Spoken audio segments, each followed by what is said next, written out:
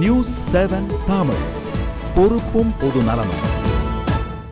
ரெண்டாவது வகை என்னன்னா, பிற்காலத்தில் வர்றது இப்போ ஆர்டினரியாக எல்லாருக்குமே கோல்டு பிடிக்குதுன்றோம்.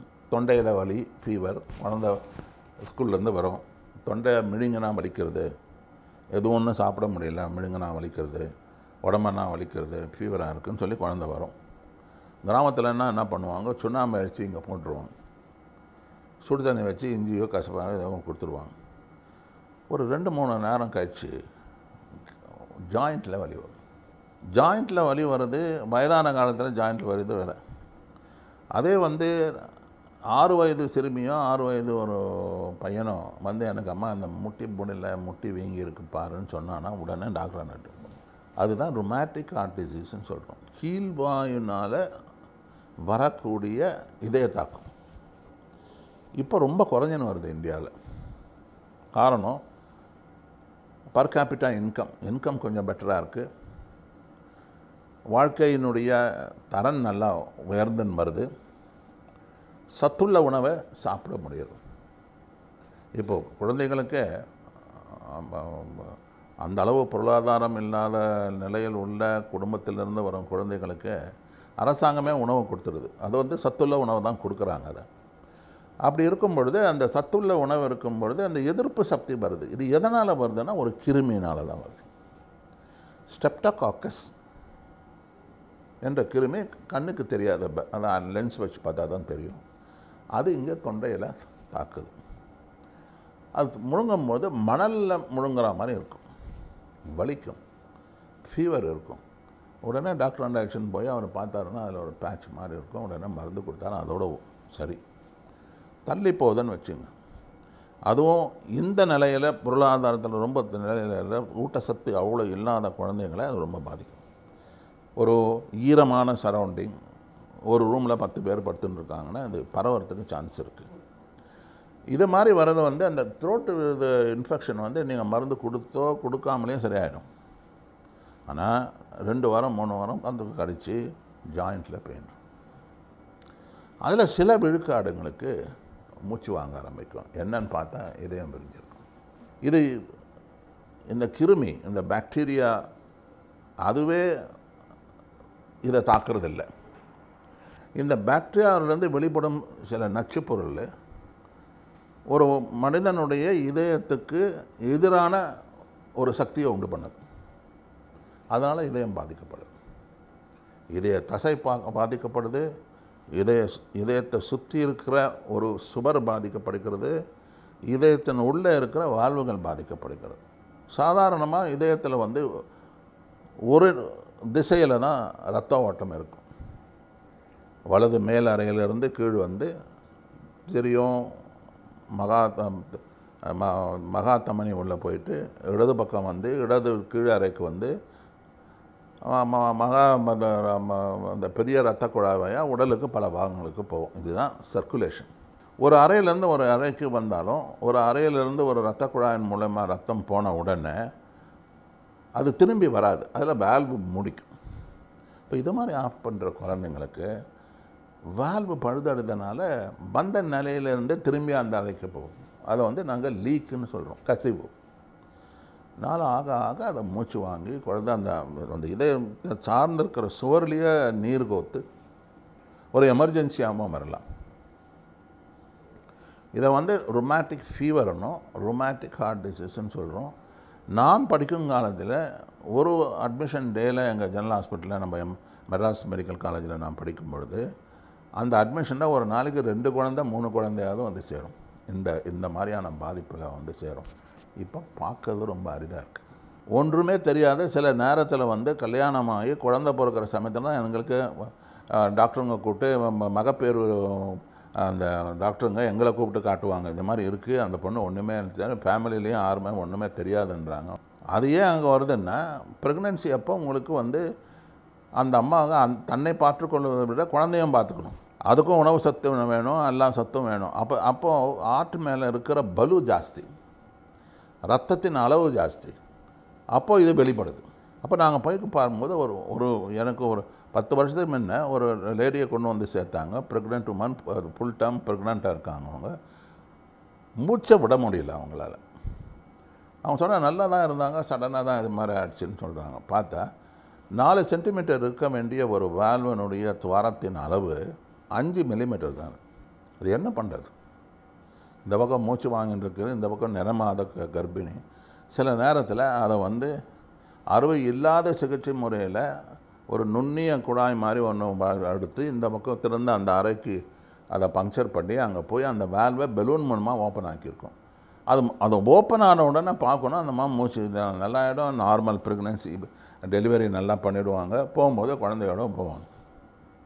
சிலருக்கு அறுவை சிகிச்சை பண்ண வேண்டியதாக வந்து. ஆனால் இந்த நிலை இப்போ இல்லை. ஏன்னா அந்த அரசாங்க முயற்சினாலும் அந்த பப்ளிக் ஹெல்த்துனாலையும் ஜனங்களுக்கு அந்த அவேர்னஸ் வந்துடுது. ப்ரெக்னென்ட் உமன்னா அவங்க வந்து அந்த கருப்பையில் அதை சார்ந்ததை இதயத்தையும் பார்த்துட்றாங்க ஒரு வாட்டி.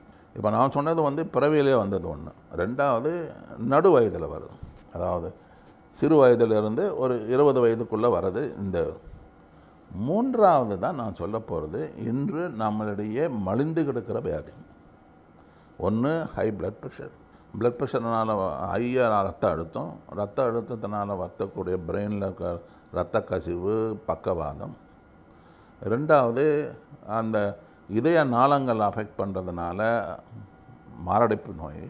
கால் கைகளை நாளங்களில் பாதிக்கப்படுறதுனால ரத்த ஓட்டம் கம்மியாகி ஒரு 10 அடி நடந்தாருன்னா நின்றுடுவார். கொஞ்சம் நேரம் கழிச்சு தான் அவரால் நடக்க முடியும். இதை வந்து நாங்கள் ஆங்கிலத்தில் கிளாடிகேஷன் சொல்லுவோம் நாங்கள்.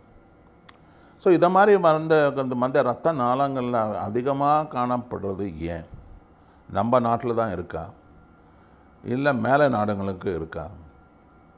மேலை நாடுகளை விட நம்ம நாட்டில் அதிகமாக மலிந்து இருக்கான்னு கேட்டால் நம்ம நாட்டில் அதிகமாக இருக்குது. காரணம் என்னன்னா, இன்றுள்ள நிலையில் நகரப்பகுதியில் நீங்கள் தெருவில் நடந்து கொண்டிருக்கும் பொழுது நீங்கள் மீட் பண்ணுற ஒவ்வொரு 5வது நபருக்கும் சக்கரவியாதி இருக்குது.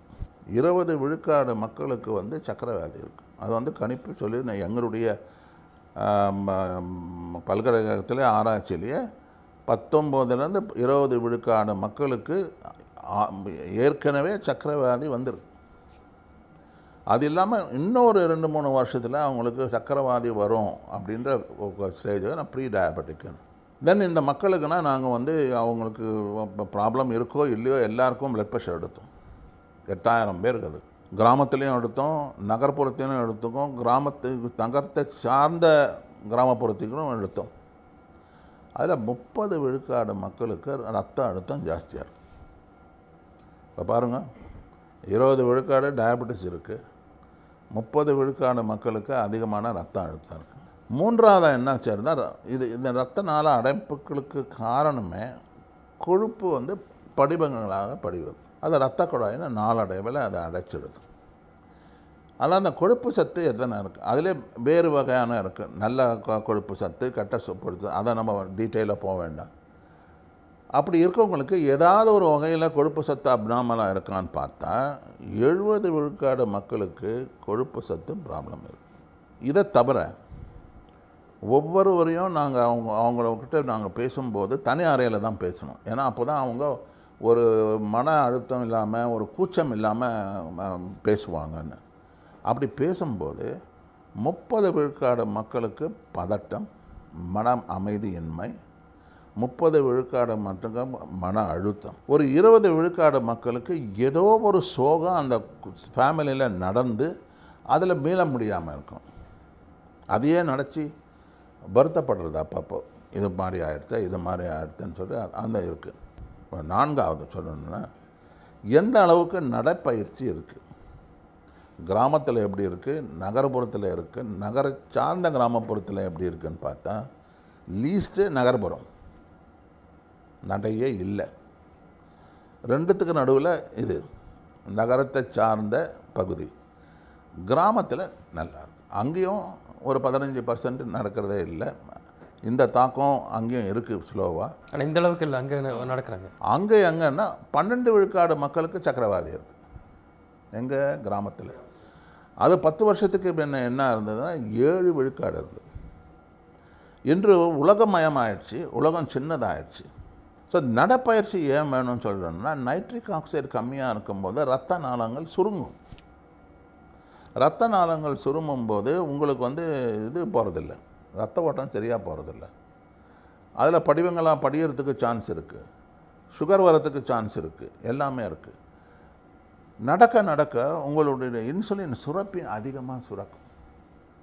அந்த இன்சுலின் எங்கேருந்து வருதுன்னா அந்த சர்க்கரையை ஜீரணிக்கிற சத்து அந்த இன்சுலினில் இருக்குது. அது கணையத்தில் இருக்குது.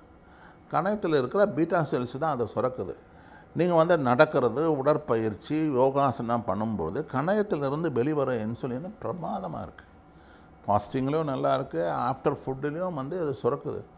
இது மாதிரி செடன்ட்ரி ஹேபிட்டு, இந்த உணவு பழக்கவங்க சரியாக இருக்கவங்களுக்கு இன்சுலினை ஆக்ட் பண்ணாது. ஒன்றும் சுரக்காது, சுரந்தாலும் ஆக்ட் பண்ணாது. அப்போ சக்கரவாதி அதிகமாக வருது. ரத்த அழுத்தம், சக்கரவாதி இருக்கிறவங்களுக்கு ரத்த அழுத்தம் வர்றது 4 பங்கு அதிகம். ஹார்ட் அட்டாக் வர்றது 4 பங்கு அதிகம். கால் கைகளுக்கு போகிற ரத்த குழாய்களை அஃபெக்ட் பண்ணுறது 4 பங்கு அதிகம். மூளைக்கு போகிற ரத்த குழாயை அஃபெக்ட் பண்ணுறது 4 பங்கு அதிகம். அதனால் டயபெட்டிஸ் வந்ததுன்னா ஒரு துரதிர்ஷ்டம். மீள முடியுமான ஒரு ஃபேமிலியில் பிறந்தவங்களுக்கு ஏற்கனவே அந்த ஃபேமிலியில் சுகர் இருக்கும் பொழுது இவரை அதிலேருந்து காப்பாற்றிக்கணுன்னா 15 வயசு 18 வயசுலேருந்தே தன்னை ஆயத்தை பண்ணிக்கணும். கண்டிப்பாக டாக்டர், இன்றைக்கி கண்டிப்பாக இதயம் பற்றி அருமையாக பல விஷயங்கள் பேசியிருந்தீங்க. எந்த அளவுக்கு நம்மளுடைய இதயத்தை பாதுகாக்க முடியும், இருதயமானது என்ன தன்மையை கொண்டது, அதுக்கு என்ன எப்படி ரத்த ஓட்டம் போகுது, அதோட முக்கியத்துவம் பற்றியும் பல விஷயங்கள் பேசினீங்க. ரொம்பவே பயனுள்ளதாக அமைஞ்சிருந்தது. நேயர்களே, இன்று இருதயம் சம்பந்தமாக பல விஷயங்கள் பார்த்தோம். கண்டிப்பாக இது பயனாக அமையும் என்று நம்புகிறோம். மீண்டும் நாளை சந்திக்கலாம். வணக்கம்.